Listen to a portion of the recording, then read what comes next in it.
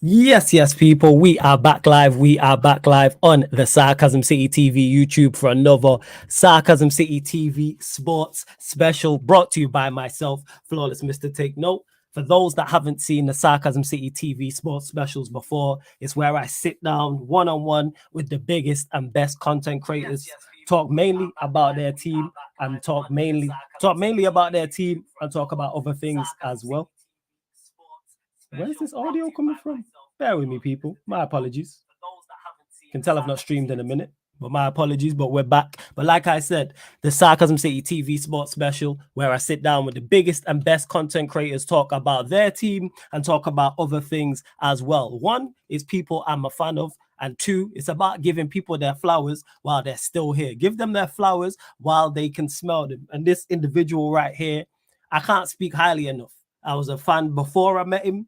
I can talk about everything he's done for me in this space in regards to he was the first big content creator who was a non-Manchester United fan to endorse me. Not only allow me on his platform, but also came over here. And that's why you see so many Chelsea content creators on here. That's why you see so many Chelsea fans in the chat, because he co-signed me. He co-signed me and said, nah, this is a cool place to be. Sarcasm City TV is the place to be. Flawless is exceptional at what he does. But aside from what he's done for me, I don't think he gets the ratings he deserves because he's one of the originals first and foremost. Like when we think back to like early content creator days, so I'm talking about before live streams and it was fan cams, he was there doing his thing. He was there doing this thing, getting big numbers on Chelsea Fan TV. He was getting big numbers on his own platform, consistent as well. That's what I'm saying, because he's lasted all the way from then, and the quality has not dipped. So like I said, that's why you see him working with other big content creators, whether it's a Saeed, whether it's a Rants. And now recently you see him outside Stamford Bridge signing shirts. And I just got to say, my brother, nothing but love for him. Man like Carefree Lewis G in the Love, building. my Yes. guy. What are you saying? That You intro good? was very heartwarming. Appreciate that, bro. Of Love. course, man. But So about guys, giving blessed to be back. Always enjoy these 1v1 shows. They're very therapeutic, but the energy feels a bit different. I don't feel as miserable as I did a couple months ago. I actually feel excited. I know it's one L away from just straight back to being miserable, but I have some confidence in my team. It's a bit weird. But big up everybody. Hit the like, subscribe, and love. It is, yeah. So everybody, make sure you do that as well. Make sure you bump up the likes first and foremost. Let's do that. Bump up the likes. Share this across all the socials and subscribe to the channel Sarcasm City TV as well. And that's whether you're watching this live right now or watching this back after. And it will be available on all audio platforms as well. And like I said, man, Sarcasm City TV specials, obviously for all the Sarcasm citizens as well. But it's also selfishly for me because I get people on that I'm blessed to know, but I'm fans of as well. Because like I always tell Lewis, I knew him before he knew me. So we will be here talking all things Chelsea. So get your, well, not just Chelsea, but mainly Chelsea. Get any questions in the chat, please, people. And of course, if you super chat, we'll get straight to it. But we'll get to the title of this video, Lewis. We'll get to the title of the video is, what is the expectation for Chelsea this season? Because I've heard such a range. Because you had such a poor season last season and it was just a shambolic mess with Graham Potter, with the way Tuchel was sacked, the way you on New Year's Day was asking for 40 points. You know what I'm saying? And it took I was still asking for fucking 40 points. That embarrassment, bro. I said though, as soon as it's done, I can look back at it and laugh. That shit's hilarious to me. 2007 days in the same year and 38 goals scored in a 50+ game season. Stinky mess, bro. Yeah. It means the expectations are so low for this season. I'm going to enjoy it regardless of what happens. So that's it, because you said you've been miserable for so long, but now you're excited. Obviously, you got Pochettino in. You've got young, exciting players in, talented. Of course, you still got the quality of a Thiago Silva. You've got Reece James. You've got Enzo Fernandez. Levi Colwell's back as well. In Kunku, you've got Jackson, who's impressed in preseason. So what is the expectation for you? What are you saying is the bare minimum Chelsea have to do? And I say that not only in terms of overall results, so in terms of, say, a trophy or a league position, but also on the pitch as well. On the pitch, they got to look cohesive. We got to start scoring goals more. Mm-hmm. We've already looked like we started doing that. In terms of position and everything, it will be very easy to gas this team up to the moon already. But it's very naive to do that as well, in my opinion. You got to keep it level-headed, regardless of who comes in. Even if these fucking Mbappe links end up being realistic. Until we get to a good enough position, I'm saying top 4, and I'm saying I want the domestic cups. If we get to December and then we're top of the league or some craziness, maybe. But until then, I'm not even thinking of that shit. Get me top 4, get me the cups, and I'm staying consistent on that because I'm not trying to come back at this in about 8 months' time when we potentially don't get top 4 and say, well, you expected this. How can you sit there and be happy now? No. Keep it exactly what we wanted from the start. Just get back into the top 4. Anything else is a bonus to me after that because I'm expecting Man City to piss the league this season, so I'm not looking at that serious. Get me back in the Champions League and cool. I'm fine. Well, all right, that's fair. So you said top 4. That's a big jump. Considering because you mentioned Manchester City, who I think the general consensus is they will win the league again. That's what most people are saying. But then you've got Arsenal, you know what I'm saying, who obviously finished second last season. You've got Manchester United, you've got Newcastle, you've got Liverpool, who seem to have had a good window as well. You've got Aston Villa. So you saying top 4, like for definite? Because I think that's a big jump. Personally, I'm asking. Like, I'm not saying it will be well, it has to be a failure if you don't make top 4, but I understand the competition there too. But you got to rise to that competition. Just because you fell really far down doesn't mean it's okay not to get up there in the first point of asking. You got to do that. 1 game a week is an advantage that would be very dangerous with the right team. So if we don't get top 4, judge it based on the context surrounding it. Maybe we were nowhere near it in the first place. Maybe we lost it on goal difference. It all depends. But we still have to aim for it. Like Arsenal will be difficult. United, potentially difficult. If you get Amrabat, then I think you guys are secured on that. Yeah. Liverpool, I don't know, man. They look very shaky in transition. They're conceding a lot of goals early. Newcastle, there's a question of if they can handle Europe. Villa as well, if they can handle Europe as well. All we got to do is be cohesive and have a solid team in R, right? With the amount of breaks that we're going to have and the tempo that we can play as well, we're going to be a pressing team. A pressing team with that many breaks is going to be a nightmare to play against. It's got to be top 4. And as long as you don't touch City, the domestic cups as well. Fair. Okay, that's big. That's big expectations, I would say, on not only the team, but also on Pochettino as well, which we will get into. So what are you looking from Mauricio Pochettino? Because one thing I did forget in the intro, that you are the king of kings when it comes to shamelessness. Like, I thought I was shameless. I thought, but you took it to a whole new level. Like, you're elite. Like there's God tier. Bro. We speak into existence. Like, you're God tier, because for those that don't know, just a quick update. I am still a big fan of Poch, but there was a time I wanted him at Manchester United, and Lewis and Poch wasn't even at Manchester United, and his games he was having at PSG were not even affecting Manchester United. And Lewis would troll me. Obviously, he's deleted all the tweets now, but this guy, I'm sure there's Q&A is on here of him absolutely going and trashing Dontra. Now it's Don Trocero, in it. But yeah, your thoughts, man, top notch Poch. You already know. So what are you expecting from this guy's an idiot. You're an idiot. Thank God I deleted that shit quick. It's the same as the Aubameyang tweets. I had 3 years of Arsenal slander on his head.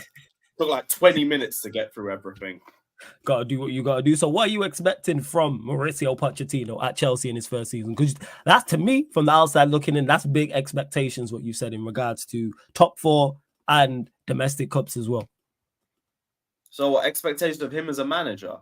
Yeah, so what are you looking for him from Chelsea? Because you mentioned the cohesiveness. Are you looking to him to, like, in terms of, you mentioned cohesiveness, how he's going to manage the squad? Are you looking for a set 11? Are you looking for more rotation? Are you looking for more of the youth players to play? Are you looking more experience? What are you looking for? Consistency in terms of formation, consistency in forms of tactics? Or are you looking for a mix? Honestly, just a set 11 for now. Because with 1 game a week, you're not going to get a lot of rotation. That's why, like, all the clear out has been so necessary, because 1 game a week, you shouldn't be rotating the defense that much. Midfield, maybe. Attack, maybe. But you only ever really see 1 or 2 players come out of that starting 11. So Have a set 11. I need to see development in the individual players throughout the season. But I'll be real, the bar couldn't be fucking lower for him as a manager if we tried.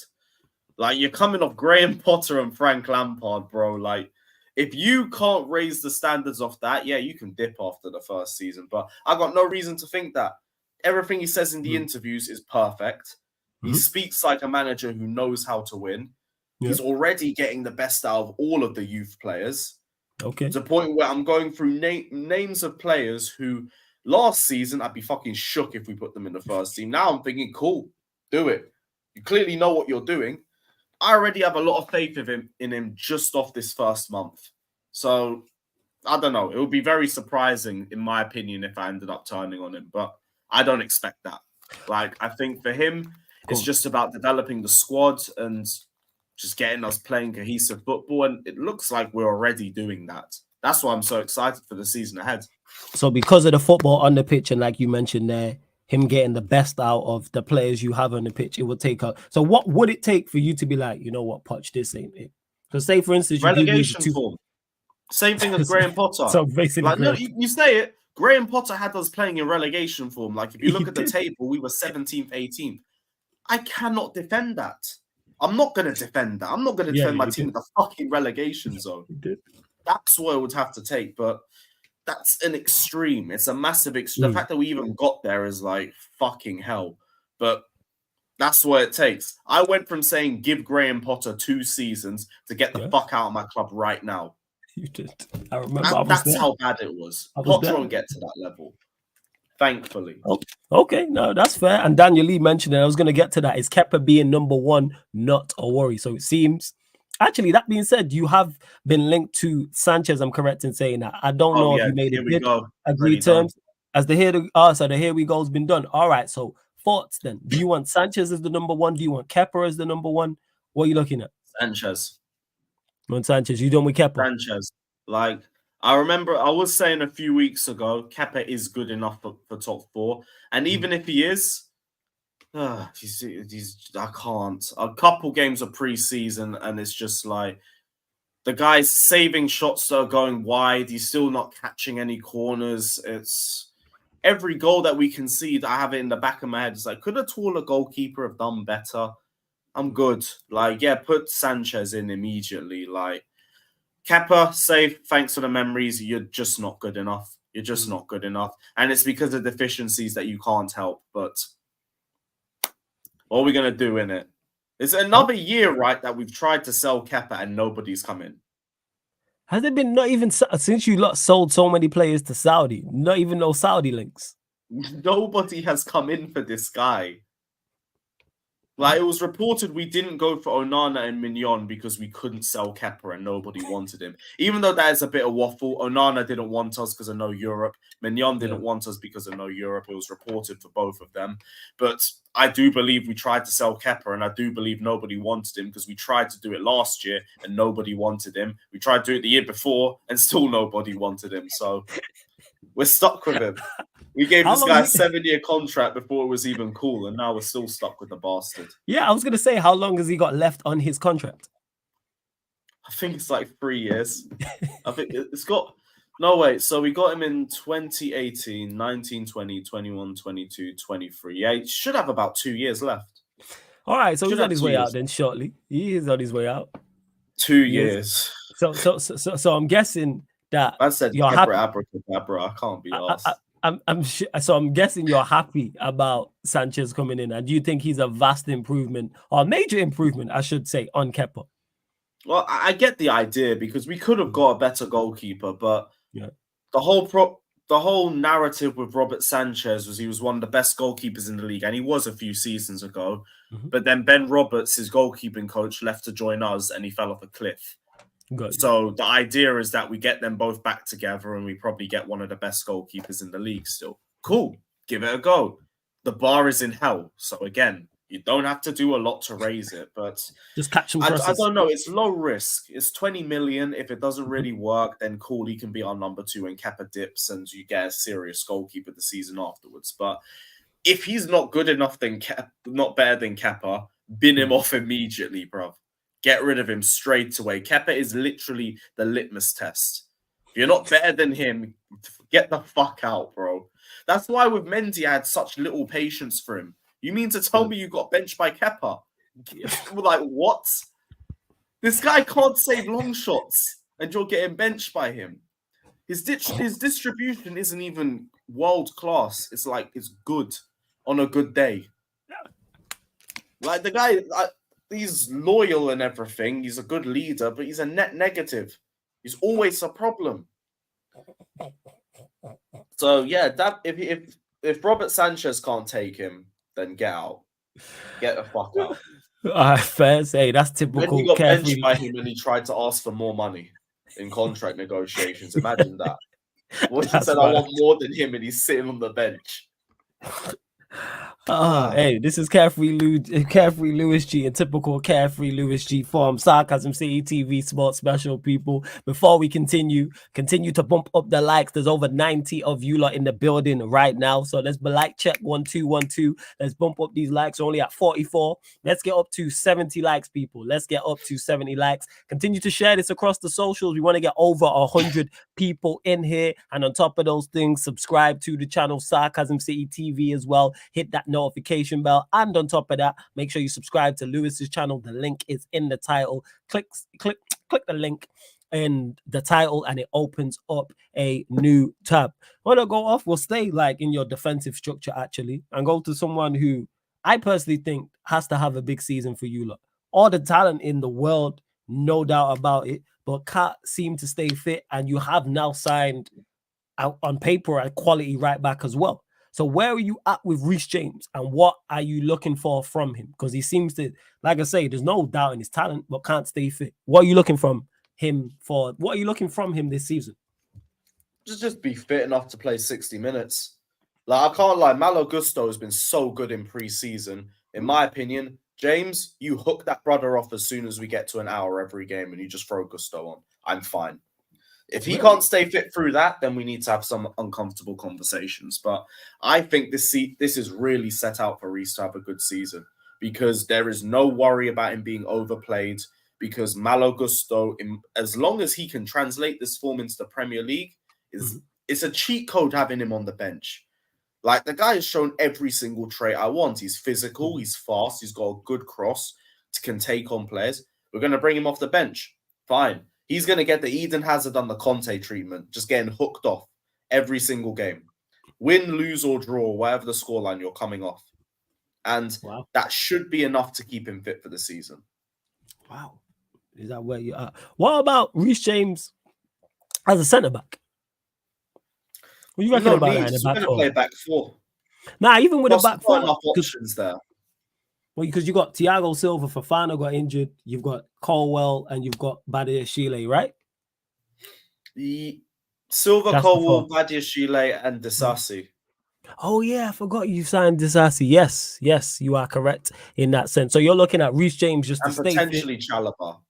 Okay, so you're looking at Reece James just to stay fit, for like play for 60 minutes, and then Gusto to come on, and those two competing for that spot. And say, all right, let's say it is say Reece James has a very similar season to last season and this next season. Then what would be your thoughts on him? Switch. Just to start Gusto. Switch. Yeah, that's it. That's why I'm so chill on the right back spot. Like, whoever brought in Malo Gusto, like, fair fucking play, man. You deserve the best Swede in all of London, because, bro, what a signing. Like, I've been talking about Maatsen and Jackson being top two. Gusto deserves to go in there with the top 3 best players of pre-season. It's been unbelievable. So if James can't stay fit, fine.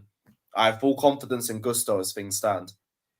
Yeah. And Warrior J just said, Lewis did say Reece James should start against Liverpool. Am I right? Or you with Gusto starting against Liverpool? No. Like, I did debate it in my last stream, but James, we're trying to go for him as captain right now. So, yeah, he's got to start. Has to start. Okay. And plus, he's getting back to fitness now. We've got to give him confidence at the very least. So, yeah, it wouldn't be the right message if you bench him. Has to start. All right, Fez. And do you want to see the back four? Because you mentioned it there. Or would your preference be a back three? No, I think we've looked good in the back four in pre-season. I didn't like the back four last season, but it's because we didn't have enough creativity. Now we have Enzo in there. Now we have Nkuku in there as well, depending on the knee injury and everything. But I'd rather see us stick to a back four. We look a lot better in it. We've got better players in that position. The only real question is the left back. Like, we'll figure that one out, but neither of them are wowing me as things stand. Okay, no, that's fair. That's fair enough. I don't know why that's beeping. No, that's fair enough. Switching lanes from that, let's go to the forward line. Someone who's been a constant conversation for Chelsea all summer. Where do you stand with Romelu Lukaku? Lukaku? Yes, Lukaku, man. He's still at your football club. I'm just asking. Why is he still here? That's what I stand with him. Get yourself out of this football club ASAP, and nobody wants this guy. You know how washed the striker market is this season, and still nobody wants Lukaku. Says a fucking lot, bro. But we're gonna end up probably getting Vlahovic in to replace him, which I don't mind. But I want to find out what he's got. A lot of underlying groin issues, which might be chronic, and that might be a little bit of a worry. But that also, if we're using him as depth with Nicholas Jackson, it doesn't really have to be too much of a worry because he won't have to play that much. But still, if that's a chronic problem, I would look against bringing him in because I know we're desperate to get Lukaku off the books. I would really and truly just sit there and just tell Lukaku, fine. You don't want to go? Fine. We're still not going to play you. You can sit there and rot for a year. See if Belgium take you to the Euros after that. Fine. I'd be petty. 3 years of this guy being petty and us losing money off him, we've already got a sunk loss on Lukaku. Fuck him. Find your club. Eventually, he will be somebody's panic buy or he'll just take the Saudi money for a year. Eventually, he'll fuck off. But I wouldn't sit there panicking trying to say, oh, we need to get rid of him. We need to get rid of him. Sort it out. Sort it out yourself. You got yourself into this problem with your big mouth. Use it to get yourself out. No, that's fair enough. So you see, there's no way. So say, like, hypothetically, he did an interview and was like, he apologized and he's like, I want to put it right to the Chelsea fans. Would you personally be trying to hear that, or is the bridge burned? Is there no way he can come back and play in the Chelsea shirt? If I heard Lukaku doing that, I think Lukaku would just be accepting that he didn't have a club and he'd just be shamelessly trying to get back with the Chelsea fans. I'd also assume that it's PR from Chelsea because they're actually going to try and use him. And if that was the case, I'd be like, whatever. I don't care, but you better fucking score when you're on the pitch. That'll just be it. If Poch ends up wanting to make it work, I've got no emotion to the entire situation, but I hope it works. I hope you can get him fit. That would say a lot if you could do that, but I don't even rate him that much anymore. Like, he's good against the team's bottom of the table, but he disappears in every big occasion you need. So it's like, what do I need him for? To come off the bench and do what? Because he's like the least clutch player of all time. So, figure it out. Figure it out, Lukaku. I'm very interested to see where you end up. So you would prefer... No, I don't think he'll be here by the end of the summer. Whatever. Where do you... Okay, let's go there. Where do you think he ends up? Either with Juve and the Vlahovic deal. I think AC Milan may potentially come in because they did have interest. Or Saudi. Or somebody's panic buy. Someone's like, oh shit, we need a striker, and they go take Lukaku for a year. Fair enough. Actually, no, not a year. We can't accept a loan. Can't accept a loan. Are you even dead set against the loan? Even if you got some money and say the team was paying 50% of his wages? This summer. Ideally. Yes, but you don't want him around. So let's say a team comes in for him and pays X amount of a transfer fee and pays 50% of his wages. You wouldn't take... They have to take an obligation to buy. Sorry, he's gone this summer. That cannot be a debate. The fact we had him on loan at Inter for a year was bad enough. But I understand us actually having some faith that Inter wouldn't be stingy bastards, but we're smarter than that now. No, loan with an obligation to buy, permanent transfer, or Lukaku can rot for all I care. So you're just saying it's permanent transfer, or if it's a loan, it has to be an obligation to buy, or you're saying just sticking with the under-23s or just let him train by himself and there's no way back, even if he did do an apology video. A loan means He's our problem again in a year's time, and he has even less transfer value after that. So, nope. He has to go now. Either that, or if he is going to have a low transfer value, fuck him and rot. Don't care. Fairs? That's fair enough. And would you mention Vlahovic's injury record and him potentially, well, supposedly having a chronic groin injury? I have no idea about it. Would you take the hit? Are you that desperate to get Lukaku off the books where you would roll the dice with Vlahovic and that injury? Yeah, I feel he's less of a problem, innit? He's younger. Probably comes with a much better attitude.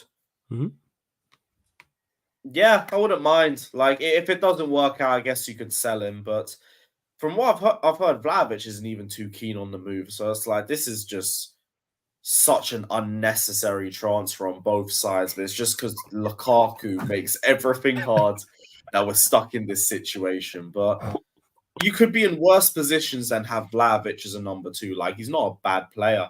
You could debate maybe Allegri's system didn't help him. I don't know. We'll find out. But I can believe he'll be better with us than Lukaku would be still at Chelsea's books. That, to me, is a positive. I don't think it's £35 million worth of a positive, but we've lost enough on Lukaku as it is. So, whatever.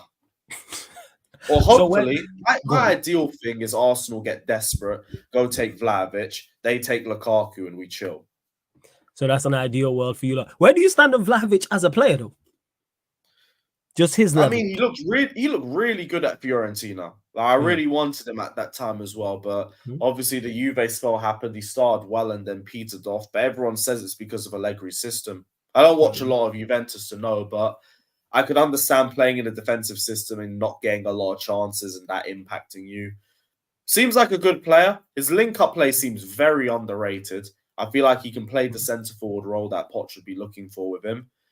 It's just about the groin issues. If that's like a non-issue, then cool. Come to Chelsea. But apparently that's why PSG pulled out. So because of the injury. Okay. I know.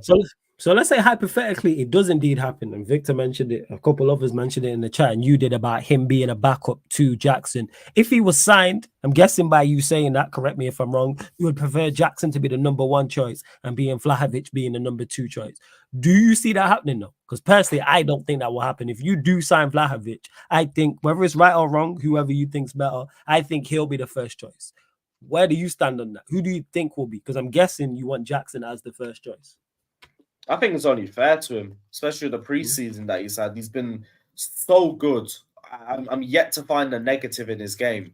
The guy's got a good character on the pitch, unbelievable link-up play, weight of passing is ridiculous, very composed finishing, can take on players, everything I want in a forward. So it's like, yeah, I wouldn't want him to get benched. I want Vlahovic to show me why he deserves to be playing over him. Which, if he does start again over Jackson immediately, I'm not going to be happy about it, but I'll give him an opportunity. Cool. If you got the start, I don't think you should have. I don't think you've deserved it, but prove me wrong. Prove me wrong. It's a good problem to have. Yeah. Do you think Poch goes that route? If let's say you do sign Vlahovic, does he put Vlahovic in the side straight away, or does he play Jackson? Because I think after 1 or 2 games, I think Vlahovic is being signed. He plays. Whether that's right or wrong. It would be too early to throw him in because he wouldn't understand the system as well. It wouldn't make as much sense. Jackson would have to start. And if Jackson continues the way he's been playing at preseason, it would be even sillier to drop him. So it's just good competition. Like, I think anybody worried about Jackson getting benched, that's the wrong mentality to have over it, because great competition. This is exactly what Chelsea Football Club's been about. I don't mind if that happens, but I do not want it to be a case of Vlahovic is playing like shit, but he's playing because he costs more and we have to try and make it work. No, you play whoever is the better out of the pair. Be it Vlahovic, be it Jackson. Fuck it, play the pair of them if you want to do that. But just find a way to make it work, because that is good competition to me at the end of the day. Okay. Like, you remember back in the days we had Drogba, Anelka, we had Drogba and Anelka Shevchenko, and I think Pizarro at one point. Right, you taking it back, Big up Claudio Matisse. Pizarro. Hey, big up Matisse. I was going to get to this in it. Big up Matisse. He's fully on the Vlahovic train, but he says striker is the only position where a player can play well-rounded and people will still want more or a limited option purely to have a contrast. So, yeah, Matisse. Well, we'll see Matisse because, like I said, I think it's a case of wanting a contrast. If Chelsea want to go in for him, I don't think it's a bad thing for the side in general. It's two good options you can have. The only question to me is make sure he's fully fit and that groin issues aren't anything too serious. Yeah. Other than that, it's fine. Because I think once he's up to speed and gets used to the system and he's 3-4 games in, I don't see Vlahovic holding bench for Jackson. I don't. Whether it's right or wrong is a whole different conversation. I just don't see if Jackson plays well in the first 3 to 4 games, there's going to be no reason for him to be benched. That's true. It's on Jackson to perform. That is true. That's it. That's what the nature should be at Chelsea. That's a If fair you're good point. enough, you play. Yeah. If Jackson is being benched and he's playing better than Vlahovic, that's a problem. But we can only discuss that when we get to that problem. Until then, it's speculative. Yeah, that's a fair point. Oh, that's a fully fair point. I hear exactly what you're saying. Big up to Jedi Ghost as well. Large up everyone in the chat. Now over 130 people watching in the building. Continue to get your questions in. They don't have to be Chelsea related, of course. If they are, that's absolutely fine. But get your questions in for the main man, Carefree Lewis G, in the building. Let's bump up the likes. We're at 63. Let's get up to 90 likes, people. Like check 1212. Continue to share this across the socials as well. And on top of that, subscribe to the channel Sarcasm City TV. Currently at 7,354. One more. Girls to 7. Actually, no, 6 more. Scrap that. Girls to 7. No, we're at 7,355 now. 5 more subscribers, people. Girls to 7,360, please. And make sure you subscribe to Lewis's channel. The link's in the title. And big up to everyone who listens to the shows on the audio platforms as well, which I will drop the links for. And Pels makes a great point because I see this, but Vlahovic will play because of the wages and price is how big clubs work. That's why I just don't see, like I say, Jackson will, like, even if he plays well, he'll keep his place. But once he doesn't, I think Vlahovic gets his spot. And then he's not, unless Vlahovic is horrendous, I don't think he'll get dropped. But that's what it's going to be. If you're good enough, you play. And if you're bad enough, you don't. Like, Kepa was on higher wages than Mendy, and Mendy was benching him for a full year. This is very speculative. Like, sometimes it's like that. Sometimes it's not. All just depends on the player. No, fair. Okay. No, that's fair enough. That's fair enough. And speaking of that, in players, a player you've been linked with all summer long. All summer. This is reminding me of Manchester United last year with Frankie de Jong. Caicedo. Where do you stand on it? Do you want him at Chelsea? Are you saying pay the price no matter what Brighton want? Because it seems Brighton are playing hardball and there seems to be a Chelsea-Brighton rivalry between the fans that developing. Obviously, they tried to sign Colwell. You lot were against that. So are you saying pay the price whatever they want? Let's say it's 100 million or north of 100 million. Or are you saying don't pay that, look at alternatives, go elsewhere? Where are you at with the Caicedo situation? Chelsea know what they're doing. That's the way I see it. And I understand they don't want to pay 100 million because they don't want this narrative being made that they can be bent over in negotiations. We're in a little bit of a desperate state only because of where we finished last season, but we're not falling to that desperation as well and just paying up the money.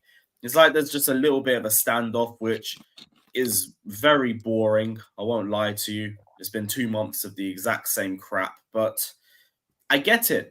If Chelsea were to walk away because they don't want to pay 100 million, fine, but just make sure the position is filled by someone that you genuinely believe is good enough for that position by the end of the window. Be that Edson Alvarez, if you think that's the case. Be that Lavia, if you think that's the case. That's fine, but make sure that position is filled. Like, I want us to get Caicedo. I think that's a massive signing for us. But I'm not letting this long period turn into a reason to go at the board or Bowley or anything like that, because I don't think it's fair. I get it. I totally understand it.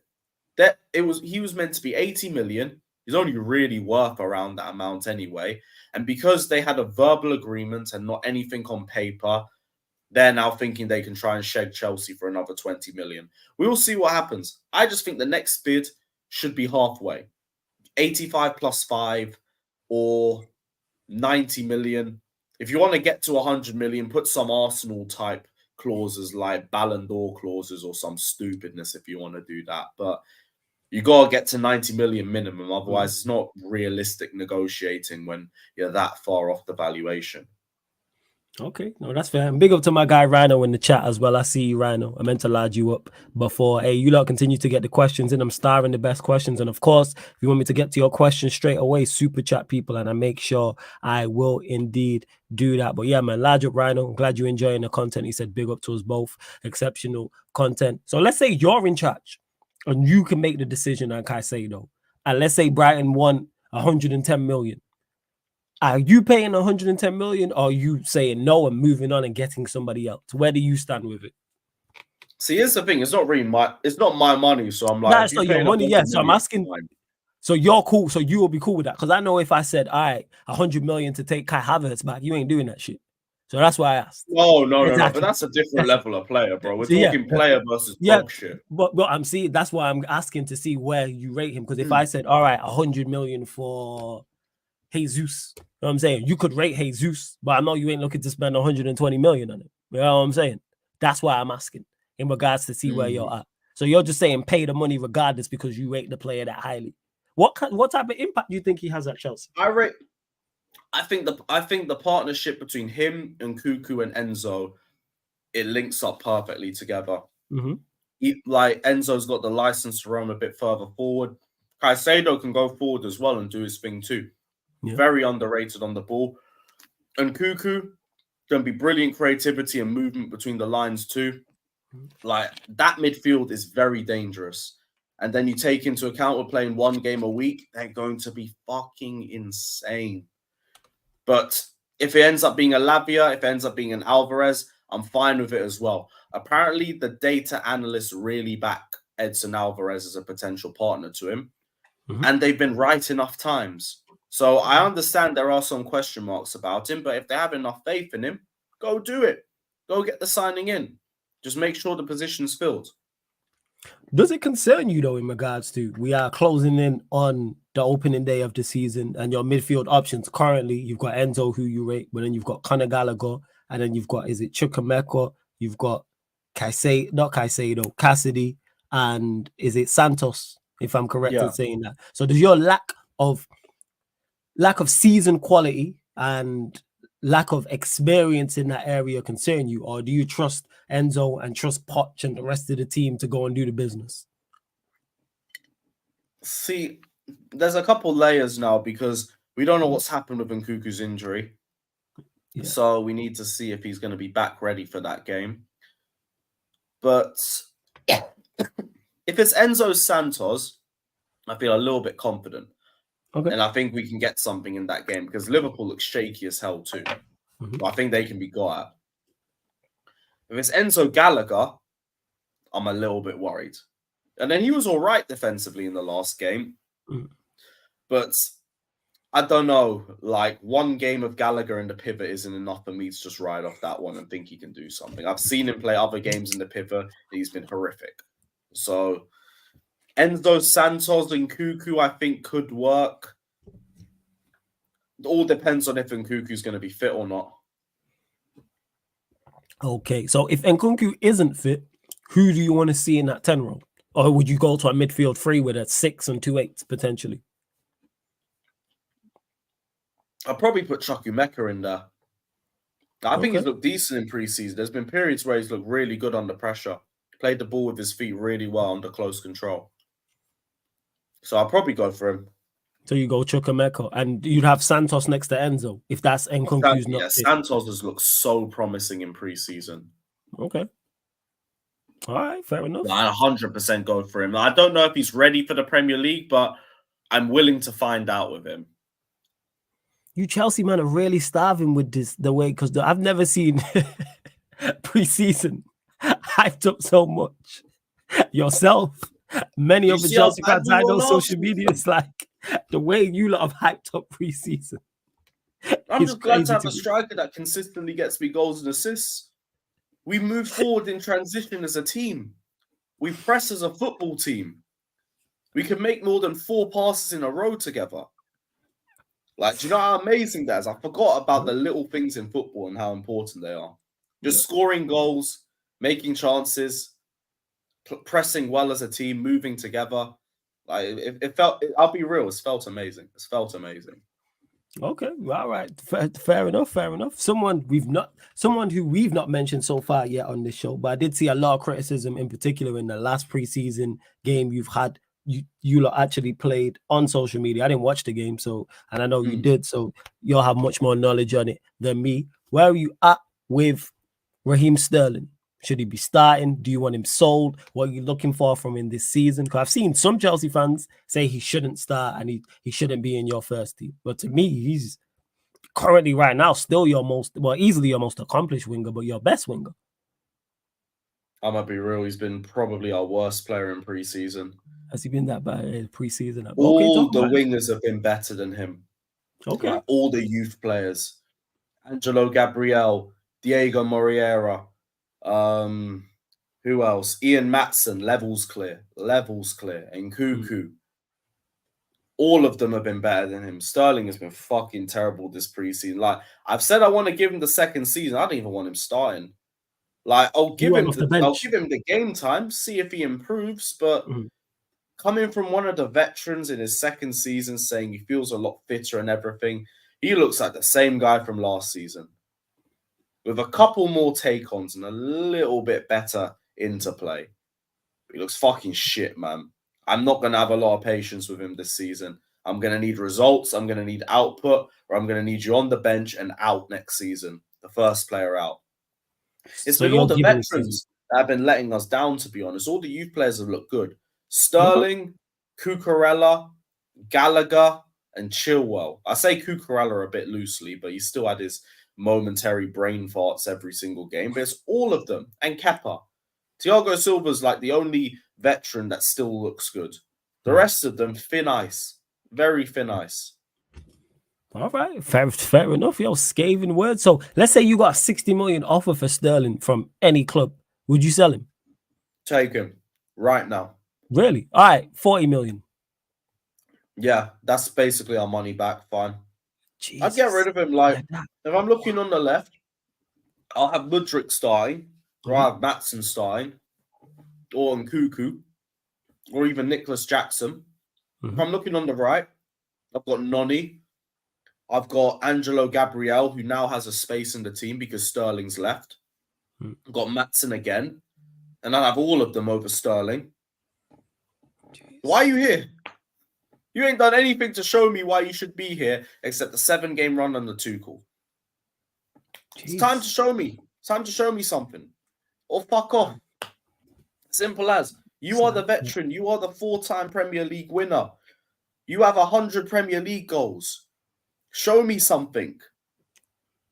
Like either that or leave. Like I've been defending him all of last season, saying it might have been the system laying him down because he's done well at City. No, he looks like a bum. He looks fucking terrible. He looks washed. Like I'm looking at just general take-ons and just thinking, fair enough, Sterling. You took on a player. Shouldn't be like that. Oh, nice. He's had some link-up play. Nice. Just shouldn't be like that with him. Yeah. So it's like, bro, the bar is in hell. Like, pattern up or leave. Simple as. I don't have a lot of patience for you. I got more patience for Gallagher, Chilwell, and Cucurella than I do for Sterling. Because I should be expecting a lot more from him. I was going to say, that's fair. Oh, that's fair. That is definitely Chilwell and Cucurella, like, that's his own different problem. Like, our two best left backs are the youth players. So would you start? So who would you start at left back against Liverpool? Matson or Lewis Hall. But I know it's not going to be either of them. Is that disappointing? Bro, is that disappointing from Poch, or do you understand it? A little bit of both. Because, I know Lewis Hall would rather be a midfielder, so I understand it. But the fact that he shat on both of our left backs last season means I would probably revisit that a little bit. Ian Matson has looked so good in about 3 different positions. I don't even think we've seen him play left back, and he's a left back. So I feel like his football IQ is just brilliant and he can play in multiple positions. So if you want to play him at left back, you go for it. If you put a gun to my head and tell me Cucurella or Chilwell, which one are you playing at left back? I'm picking Cucurella because Cucurella has brain farts and everything and it pisses me off. But he's better defensively. He's in his position more. His defensive actions are better. His forward passes are better. Chilwell is better at ball carrying, cardio, and like nothing else world class. His crossing is good at best. He is everybody's press trigger. Literally everybody's. Even Wrexham were using him as the fucking press trigger. And he still struggled. The guy gets beaten for fun. Literally for fun. And like going forward, he's fine. Like it's brilliant when you're playing a back five and you've got three at the back and you can bomb forward with no defensive license. We're not doing that no more. We're doing a back four. I need my defenders to be able to defend first, even if you're attacking fullbacks. And he can't do that. I need to see better from him defensively before I can backbench Chilwell. Right now, I think he's the most overrated player in this Chelsea squad, personally. Okay. And the only reason why it's not a bigger fact is because Cucurella constantly fucks himself over on a daily basis. But both had off-the-field issues. Cucurella had tonsillitis. He had other stuff that people still don't want to report. So I feel like it's probably something that deep. Chilwell had the recovery from the ACL, and his dad also passed away towards the end of last season. So I'm willing to give both of them another chance this season. I don't see Chilwell as like a snake in the grass, like a mountain of habits. I think he's one of the more loyal players, but there's too many holes in his game. Got to call it what it is. He's a left back that can't defend. He's only good going forward. And when he's going forward, sometimes he's even blocking Mudrik's fucking pathways. If you look at player heat maps per game, half the time he's holding Mudrik's hand, and then we're like, why isn't Mudrik doing anything? Because he's too far forward. There's too many issues with it. But Chilwell's another one surviving off UCL final text. So whenever I talk about on Twitter, I'm a Chilwell hater and I have an agenda. I don't hate him. I just don't rate him that much. It's as simple as that. I don't hate him. I just don't rate him. You've got to pick one or the other. It's Cucurella, but it's only just. It's only just because he's got a bozo gene in him. He's just got a mistake in him a game. And they always happen to be big mistakes, and it costs us, which is annoying because like there'll be games like the Brighton match where 43 minutes, brilliant. Then he has that dumb counter attack where he doesn't know whether to commit to attacking the player or defending his space. Spends about 5 minutes thinking about it. Ball just goes through, and Almiron has an easy chance and he scores. Same thing he did against Real Madrid away last season that got Chilwell sent off. Yeah, and it's like, I remember that. I do remember that. Like, you can't help someone who constantly switches off. That's why I keep saying left back, play who you want, because like there's gonna be a problem with either of them. So you're saying one of the youth players, like you said, Matson or Hall. That's where you're at with it. I know I'm not gonna get what I want. All right, fair enough. Big up to Peter in the chat. I see you as well. Large up, Peter. And the chat is mainly agreeing with you and saying Lewis is cooking, Lewis is smitten. As always, people, it's Sarcasm City TV Sports Special. And you mentioned there, as you was talking, and you went, I can't remember exactly what it was, but you was like, oh, snakes like Mount or Havertz. So we'll get to the departures because there's been some major departures at Chelsea. And we'll start with Mason Mount. So your thoughts on him leaving? I know you've been very vocal about him leaving, calling him a snake. So why do you believe that Mason Mount is a snake? Mason Mount didn't snake me. I'll say that first and foremost because I wanted him gone. I'm only talking about from Chelsea's perspective because he's the one who was sending his representatives to Fabrizio after the second United bid got rejected, saying that he's refusing to sign a new deal so he could drive down his transfer value. All while pretending like he had his long-term future at Chelsea, when in reality, he was trying to leave for the last year. So it was just a whole load of bollocks to the club, not to me, because again, I wanted him gone. I'm glad he's gone. Like, we're so much better now that he's not on the pitch and he's not overhitting every single pass to Nicholas Jackson, thank the Lord. But he definitely snaked Chelsea, 100% snaked Chelsea, all for 50k a week extra at Manchester United. I hope it's worth it because you lot will not be as patient with him. And from the sounds of some of the United fans, they're already running out of patience with him. And cool, because when the whole fan base turns on him, I'll be there. Not to mock the whole fan base, but just again to say, told you. Just to be there and witness it, because he deserves. He's a rat. Hear that people called him a rattlesnake and said he's not very good. And that's someone who's watched him week in, week out, Chelsea season ticket holder. But they say about Manchester United, so that's why I'm not going to give, everyone knows my thoughts. Well, most people, if you watch me for any length of time, know my thoughts on Mount before we signed him, now that we signed him. You mentioned it in pre-season. I've heard he's back to road running already. Mason Mount. That's what happened. You know what I'm saying? Mason, like, he did, like, I shout out to, when I was doing the members edition, shout out Q&A, members edition, shout out to Matthew, and he said, oh, Mount's been poor. And I said, because I've not watched any of the preseason games. I said, has Mount been poor or has Mount just been Mount? And he laughed. I'm like, what did we expect? We know what we're getting with Mason Mount. We watched him at Chelsea. Was he supposed to come? I don't know why you guys came in for him so much. Oh no, I get it. I get it. It's a bad decision, but I understand why. It's all the off the ball stuff. It's still a bad decision though. So you just got him to just do dog work. Yeah. That's what it is. It feels like you get any youth player to just do facts. That. Oh, don't get him mistaken. You know what I'm saying? Don't get him. It's like we already got the rebranding Gallagher. You'll probably get another one from Cobham if we tried. So, do you think he will be a success at Manchester United? And what can we expect? If he's a bench warmer, maybe, but that depends on how the rest of your team plays. Mm-hmm. All you can expect is a load of PR. Mm-hmm. Not a lot of open play assists. You can say that again. What is it? 8 in 4 years. A lot of set pieces hitting the first man or the wall. Overhit passes, underhit passes, or just straight ignoring runners around him. Hair flicks. He does a lot of hair flicks per game. And clapping the fans. Like, there was a Sky Sports article that said that Mason Mount has broken the world record for being the fastest clapper. It's a genuine fact. If you type it in on Google, you'll see it. That's his world-class attribute, clapping. It's his genuine, only world-class attribute. I don't know how long you lot signed him, but he's going to be a fucking headache if Ten Hag doesn't get anything out of him, and I don't see it. He had one very good season for us in 4, and the rest were just all a bag of mid. And I feel like now he's focused more on his PR image than even his football. So, what makes you say that?